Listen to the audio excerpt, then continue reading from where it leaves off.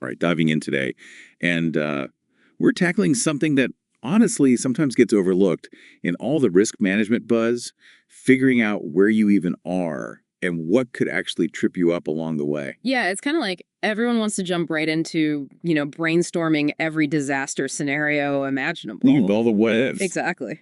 But you shared this ERM Chapter 3 Context and Risk Assessment by Pritesh Biswas just from this year. And this is something the whole ISO 31000 framework really pushes is the idea that before you do anything else, you got to really lock down your scope, like where do you operate, what's the context both inside and outside your organization, and then how do you define your risk criteria? So it's kind of like tailoring, right? If you don't take the right measurements at the start, The whole thing's going to be off. yeah, the final fit is just, it's not going to work. You're going to end up with a suit that doesn't fit anyone. And that's kind of what happens with risk management if you skip this crucial first step. It's about making your whole approach targeted and way more effective. Okay, so let's break down this context thing. Biswas lays out three key areas. First up, the risk management context itself. What's the core idea we need to grasp about this, like for our purposes, for our listeners? Think of the risk management context as your blueprint. It's like, how are you going to approach risk management in your specific situation? So it's about the big stuff: risk architecture, strategy, and protocols, the RASP framework. Got it. And this is where it gets interesting, because this is where you actually get to customize your approach, like tailor it to fit your organization. What's its DNA? What environment does it operate in? All of that gets factored in. Right, so it's not one size fits all. It's about designing your own system. All right, then we look inward at the internal context. What are the key elements you should be thinking about within your own organization, or maybe even just within your team? Okay, so internal context. This is about the inner workings, right? Everything that's happening inside as you're all pushing toward those goals, those objectives. We're talking governance structure, reporting methods, day-to-day operations, who does what, how does it fit into that broader risk architecture we just touched on?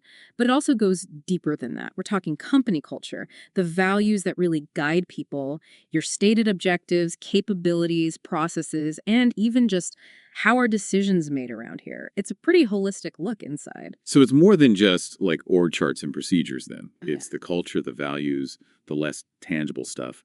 Why are these elements so critical when you're trying to understand risk? Because they're often the driving force behind how risks are perceived, even how they're handled. Think about it. In a really top-down culture, people might not feel comfortable speaking up about potential problems. Right. They don't want to rock the boat. Exactly. Or let's say your company values really emphasize aggressive growth. Well, that might accidentally encourage folks to take on way more risk than is wise. I see what you mean. And their CSO, their 2017 framework, they really highlight how much this internal context, this invisible stuff, can shape your entire strategy and whether you can even pull it off. Even small shifts internally can create huge waves across your whole risk landscape. It's almost like those underlying assumptions that color everything else. Yeah. Okay, let's flip the script now. Let's look at the external context, the world outside your organization. What are the big buckets you need to be paying attention to? So the external context is everything going on beyond your four walls that can impact your goals. It's a big one. Biswas actually breaks this down nicely into your inner world and outer world. So inner world first, that's your immediate competitive landscape, your rivals, suppliers, customers, all that. Got it. Outer world, though, that's the bigger picture, those huge macro level forces that are at play all the time. These are where we get into things like social trends, cultural shifts, political stability. Are things calm or is it chaotic? Yeah, that matters. Then legal and regulatory changes, financial climate, tech advancements, that's a big one. Economic conditions, environmental factors, even like how your organization might actually influence this environment. It's wild. It can be everything from global trade agreements to what consumers prefer down the street. Yeah, that makes sense. It's a lot to keep track of. And we can't forget expectations and values of all those external stakeholders. Everyone's got an opinion these days. That idea of double materiality, how you are affected, but also how you affect the outside world, that feels more and more relevant, especially when you think about stuff like sustainability reporting and all that. It's a two-way street, absolutely. It's not just how those forces create risk for you, but also how are your actions out there in the world creating risk, especially those long-term systemic risks like climate change. That's where this thinking becomes crucial. We have to understand the whole picture. Okay, so we've got these three layers of context: internal, external, and our own approach. Now the question is, how do we actually analyze all of this? BISWAS gives us 4 key tools. Let's start with the extended enterprise. What's the main idea there and how can it help? Okay, so think of the extended enterprise framework as a way to visualize the basic pieces of your organization. There are 4 main parts. Your core activities, what you actually do, your key inputs, what you need to get it done, your key outputs, what you produce, and then those external influences that can mess with any stage of the game. It's like mapping out your value chain, seeing all the moving parts and how they all depend on each other. It works whether you're looking at the whole company or just one team. So by visually mapping all of this out, you can pinpoint where things could go sideways, right? Like maybe those inputs get disrupted, or some external factor tanks your operations, or even the demand for what you produce just disappears. Exactly. You're seeing those critical connections and those weak links that might be lurking within your system. Makes sense. Okay, tool number 2, pestle analysis. Yeah. This one's a classic. Remind us of the categories, but also what's the real takeaway here beyond just, making a list? Right. So PESTLE, it gives you a framework for looking at the external environment through 6 lenses: political, economic, social, technological, legal, and environmental, often with an ethical dimension too. Yeah, I remember that. But you're right, it's not just about making a list. No, it's about understanding how all those things are interacting and how that can create risks or opportunities you might not have even considered. Like, imagine a new political regulation that's your P. Well, that could have a huge economic impact on your whole industry. That's your E. It's like a checklist to make sure you're not missing any big forces, but the magic really happens when you see how those forces are all connected. All right, next up we've got stakeholder mapping. So this is all about knowing who your players are, both internally and externally. Yes, and it's not just who they are. It's about identifying how they relate to your organization or how much influence they have. This can include your employees, shareholders, customers, suppliers, regulators, even just the local community where you operate. And then you got to evaluate how important each group is to you. Some models, like Mendelow's matrix, even factor in their attitude. Are they rooting for you or are they going to make things difficult? So by mapping this all out, you can prioritize who to talk to, how to engage with them, and you get a sense of who might be your biggest risk or your biggest opportunity. Okay, finally, we have horizon scanning. This sounds kind of like looking into a crystal ball almost. It's a bit like that, yeah. Horizon scanning is how you identify potential future uncertainties, but the goal isn't to predict the future perfectly. It's more about, can you prepare for different possibilities? Can you capitalize on an opportunity that's emerging? Can you lessen a threat that's looming out there? So it's about being as prepared as you can be no matter what happens. Exactly. It pushes you to question your assumptions and explore different scenarios: near term, midterm, long term. Those timeframes will depend on your industry, but the goal is the same: building resilience for your organization. Got it. Okay, so now you have a much better grasp on how to establish context. But how does all of this connect to actually identifying the right risks, the ones that really matter? That's the key point, right? Understanding context is the foundation for identifying those significant risks. We're talking those uncertainties that can really derail your objectives, your values, even your mission and vision, let alone your actual strategy. Without understanding the context, you might end up focusing on risks that are irrelevant, or you just completely misunderstand their potential impact. It's like swinging at ghosts. BISWAS also touches on the challenges of even setting those business objectives in the first place. Why is something that seems so straightforward often so difficult for organizations? Yeah, it's tougher than it looks, right? Beswas points out that you've often got conflicting expectations from all these different stakeholders, so even prioritizing goals becomes a headache. And the environment, both internal and external, is always shifting, so you're constantly having to review those objectives. Then there's that big picture strategic mission. If that's not clear, then all your day-to-day tactical goals can get misaligned. It's like everyone's rowing in different directions. Right, you'll never get to your destination that way. Exactly. And even when objectives are set, the people in charge of actually achieving them might not be on board. And then there's the question of, are those objectives even challenging enough, or are they too easy? That can also mess things up and either introduce or amplify risk. It's a lot to juggle. Ultimately, if you're doing risk management based on flawed objectives, well, you're probably tackling the wrong problems. You're setting yourself up for failure. Makes total sense. You can't reach a destination if you don't know where you're going. So to set good objectives, we've got the SMART framework. Give us a refresher on what SMART stands for. So SMART is a great checklist. It stands for specific, what are you actually trying to achieve? Make it crystal clear. Measurable. How will you track progress? Achievable. Do you have the resources or at least a realistic plan to get there? Relevant. Does this objective actually support your overall strategy? And time-bound. When do you want this done by? Be realistic. Okay, and then how do key performance indicators or KPIs fit into this? KPIs, those are the metrics you're using to track progress toward your SMART objectives. They give you that tangible evidence. Are you on the right path? But, and this is what Biswas highlights, is they can also be early warning signs. If a KPI starts going in the wrong direction, it might mean a risk is about to bite you, or maybe a whole new risk is popping up. They become key risk indicators, KRIs, some people call them. So you can stay ahead of those problems. I like it. Now, Biswas talks about the attachment of risk to other areas as well. What are these and why do we care about them? This is important because risks don't just impact your big overall goals. They can also mess with your dependencies. Think critical resources you need to operate, stuff you can't live without. Okay, yeah. They impact your core processes, how you deliver value, meet those stakeholder expectations, and of course, they can directly impact those stakeholders themselves. So understanding how risk is attached to these things. It gives you that bigger picture view, the ripple effects. It also connects back to that extended enterprise idea we discussed earlier.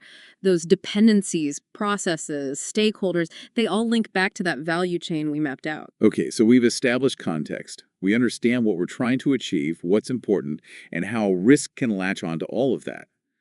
Now we move to risk identification itself. The big question here is, what could happen? Exactly. It's about acknowledging and outlining those risks, the uncertainties, that might either help you achieve those goals or totally wreck them. That's the core of it, as ISO 31000 makes clear. And Biswas reminds us that risk assessment isn't a one-and-done thing. It's a process. Absolutely. 3 stages. You identify, then you analyze, and then you evaluate. Got it. Now, Biswas uses this example of fire, just saying that something like fire is a risk that's not very helpful, is it? Why does a good risk description matter so much? It's way too vague. It doesn't tell you anything useful. What kind of fire? Where? What could happen? Fire could mean a tiny electrical fire in the office, or it could mean a massive industrial explosion. And those are 2 very different things. A solid risk description gives you context. It spells out the potential consequences.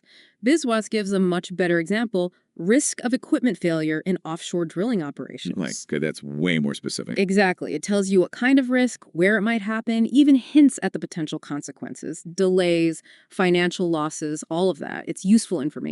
And to take that a step further, we've got the bow tie diagram. Can you walk us through that? So imagine a bow tie, the knot in the middle. That's your risk event, the thing you're worried about. On one side, usually the left, you map out all the causes, both the immediate triggers, the things that set it off, and then the underlying root causes, the deeper issues that make it possible.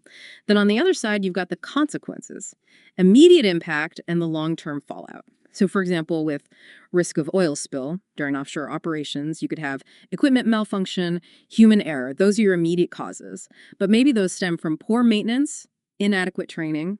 Those are your underlying causes. And then boom, you've got the spill, the risk event, immediate consequences. Environmental damage, you got to shut everything down. Ultimate consequences. Financial losses, your reputation takes a hit. Maybe even legal action, fines, the whole 9 yards. So it's not just about knowing the risk itself. It's about understanding that whole chain reaction. It's cause and effect. And as Biswas points out, the bow tie can also highlight potential opportunities. Maybe you prevent those negative causes. Maybe you get really good at managing those consequences. Both can be huge wins. Okay, so now we've got risk mail language. What is that, and how can our listeners use it? Think of it as a way to be really precise when you're describing risks. It's about making those distinctions between the cause, what's actually happening, the risk, the uncertain future event, and the consequence, how your objectives get messed up.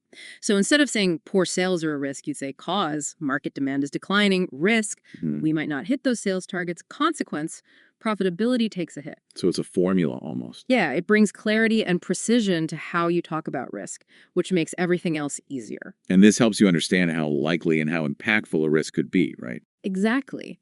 By understanding those causes, you can assess the likelihood, and the consequences tell you about the potential severity of that impact. And by separating all of it out, you can spot weak points in the chain, things it can influence to either prevent the risk or lessen its impact if it does happen.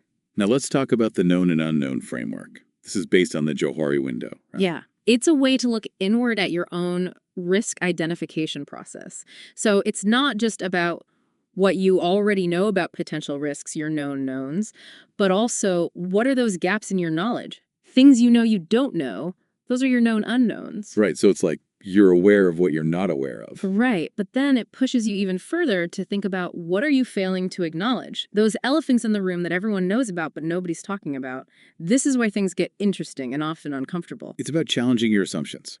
Okay, when it comes to actually creating that list of potential risks, what are some of the key techniques Biswas recommends? There are 5 main ones. First, checklists and questionnaires. Those are great for structure, making sure you think about all the common risks. Like a good starting point. Exactly. Then you've got workshops and brainstorming sessions. These are about tapping into everyone's knowledge, getting different perspectives. Inspections and audits, those involve a more direct examination, what's really going on in our systems and processes. Flow charts and dependency analysis, those help you pinpoint risks related to specific activities and how those activities all connect. Okay, yeah, that visual stuff is super helpful. And then, of course, technology is changing the game. Crowdsourcing technology, that's how you get insights from a much wider range of people, even outside your organization. The best approach for you will depend on your context, your culture, your goals. You can mix and match these techniques. Got it. And we can't forget about emerging risks. What makes these so tricky? These are the wild cards. Brand new risks, or maybe old risks in a completely new context, or even old risks that just pop back up when you least expect them. They come back to haunt you. Exactly. They're often ambiguous, chaotic, complex, and the time frame for when they might actually hit that can shift constantly. They're tough to predict, tough to control, but the thing is, even though it's hard, you gotta try. If you can identify and understand those emerging risks, you're building resilience for the long term. It's about being adaptable. Absolutely. Okay, last thing in this section, we gotta touch on risk classification. Why should you even bother categorizing your risks? It seems like extra work. Yeah, good question. Well, think about it like this. Classifying risks, it brings structure to the whole identification process. It helps you uncover a wider range of potential problems, and you start speaking the same language within your organization. That's huge for good communication and strong ERM. Right, so everyone's on the same page. Exactly. You group similar risks together, build that knowledge base, figure out who's responsible, and you can even estimate your overall exposure. Okay, yeah, that makes sense. Biswas talks about classifying risks by how soon they might happen, short-term, medium-term, long-term. He also mentions the firm scorecard, which breaks it down into financial, infrastructure, reputational, and marketplace risks. There are also industry-specific ways to categorize, too. And it's important to remember that these risks don't always exist in isolation. Biswas introduces this idea of risk networks. Why should we care about how these risks are connected? Because in the real world, they are connected. One risk might actually trigger another risk, make it worse. The controls you put in place for one risk, that might create a whole other risk somewhere else. Unintended consequences. Exactly. Traditional risk management, everyone working in their own silos, that misses these connections. But if you understand those risk networks, you make better decisions, you can spot those secondary risks before they hit, and you improve how risk management is integrated across your whole organization. It's a system. Okay, we've covered a lot of ground here. Establishing context, identifying risks. The next logical step is risk analysis. What are we trying to achieve here? What's the main point? We want to understand the nature of those risks, how big of a deal they are. And of course, that means looking at likelihood, how likely is this thing to actually happen? And impact, if it does happen, how bad will it be? But it's more than just a high, medium, low kind of thing. Right, there are nuances. Yeah, you're looking at how reliable is our information about this risk? How complex is it? Are there a lot of moving parts? How might time play a factor? And then those controls, are they actually working? Okay, so it's a much deeper dive than just slapping a label on it. Now, when you're prioritizing all these risks, what are the key factors you're considering? A lot of things, actually. Of course, there's impact and likelihood. Those are the big ones. But then you think about how fast could this thing affect us? How vulnerable are we? How exposed are different parts of the organization? What's the time frame we're looking at? And how easy or difficult would it be to manage this risk? We also can't forget those risk networks will tackling one risk make another one worse. Lots to consider. So let's define those core concepts, starting with impact. What are we actually trying to measure there? Impact is all about the effect that a risk could have on your objectives. You can measure it in different ways: simple categories or detailed quantitative assessments. Biswas gives examples of those qualitative criteria across different areas, things like reputation, finances, service delivery, even safety, the environment, staff, infrastructure, IT, business development. It's a big list. And the impact levels often range from extreme all the way down to low. The important thing is those criteria need to be clear so everyone's on the same page when you're assessing those risks. And when you're looking at opportunities, which are those positive risks, you can basically flip those scales and think about potential gains instead of losses. I like that. So what about likelihood? That's the chance of something actually happening, right? How do you assess that? Usually it's either probability, so the chance of it happening within a certain time, often as a percentage, or you can look at frequency. How often does this thing happen over a specific period? And it's super important to be clear about what those likelihood measures actually mean, especially when you're using numbers. Things can get misinterpreted pretty easily. Okay, so now we get to the classic risk matrix, Yeah. also called a heat map or a RAG diagram. How does this help us prioritize those risks? The risk matrix, it's a visual tool, right? You're plotting those risks based on their impact and likelihood, so you get a grid, and that helps you see which risks deserve your attention the most. You'll have different levels for both impact and likelihood, and usually there's color coding. Red for high risk, amber for medium, green for low. It helps you see where to focus your energy. A good visual. It is. But, and Biswas rightly cautions against this, it's not the whole story. A risk that's in the red zone, maybe it already has really good controls in place, so you're fine. But then a risk in the amber zone, maybe that one needs a lot of work to bring it down to an acceptable level. So you can't just rely on the colors. Exactly.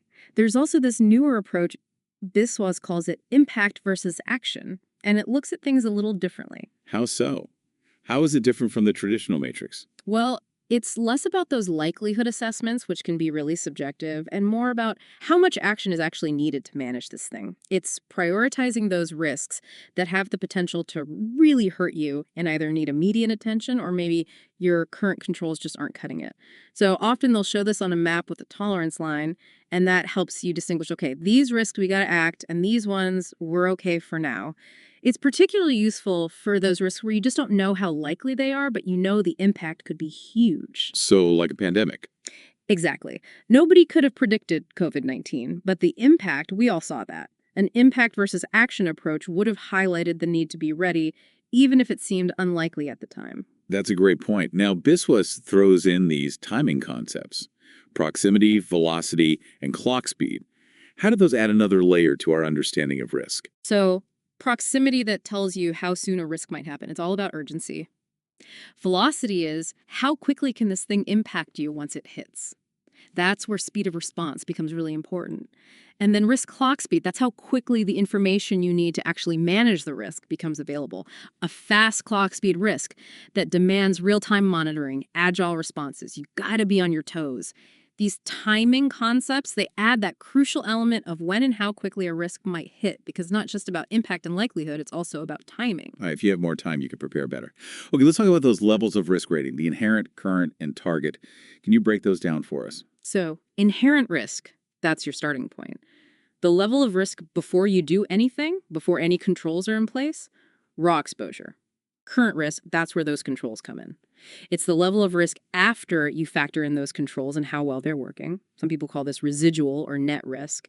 And then you have target risk, and this is where you want to be. It's that acceptable level of risk after you've done everything you can to manage it. Biswas also points out that residual risk, that can mean different things to different people, so it's important to be clear. What are we actually talking about here? So different people might focus on different levels depending on their role. Exactly. An auditor might be interested in how effective those controls are, so they're looking at inherent versus current risk. But a risk manager, they're focused on what else needs to be done, so they're looking at that gap between current and target risk. And we're back to our risk heat map, the visual representation of all of this. It's great for communication, but we've got to be mindful of its limitations, right? Always. It's a snapshot, not the whole picture. It gives you a quick overview, but you can't rely on it alone. You got to think about your target risk level and what it'll take to get there. Remember, a high impact, high likelihood risk, you might already be managing it well. And a risk that looks less serious, maybe that one needs a ton of work. It's not always obvious from the map itself. Right, you have to dig deeper. And some organizations use double-sided matrices to show opportunities alongside threats.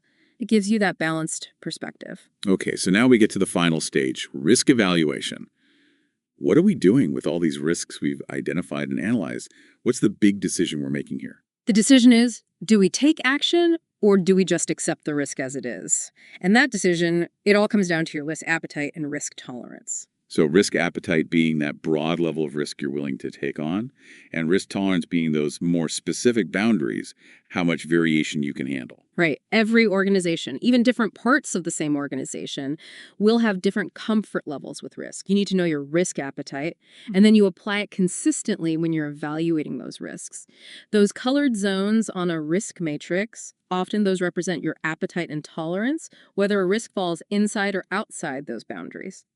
But as we've talked about, just relying on likelihood for those assessments, that can be misleading. Right, it's not the whole story. Biswas uses the example of road network maintenance. So the risk of accidents in those work zones, that might be both high likelihood and high impact. Yeah, road work is dangerous. It is. But the organization, they might accept that risk. It's just part of doing business. They focus on improving safety measures as much as possible, but they're not going to eliminate road work entirely. It's a necessary risk. Okay, I see. And then on the flip side, you've got those high-impact, low-probability risks, the HILP risks. Those are the tricky ones because they seem unlikely, so they can get underestimated. But if they do happen, the consequences can be huge.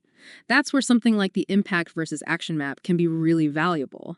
You're focusing on the potential severity and whether you can actually do something about it, regardless of how likely it seems. Like the pandemic? Exactly. Nobody saw COVID coming, but the impact was massive. Right, absolutely. An impact versus action map, it might have flagged that need for preparedness, even if it seemed unlikely at the time. That's a really important takeaway. It is. And that leads us to, well, the end of our deep dive here. It's been quite a journey. It has.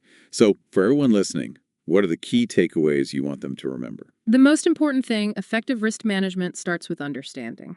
Know your internal and external environment. Know your objectives. Have clear goals.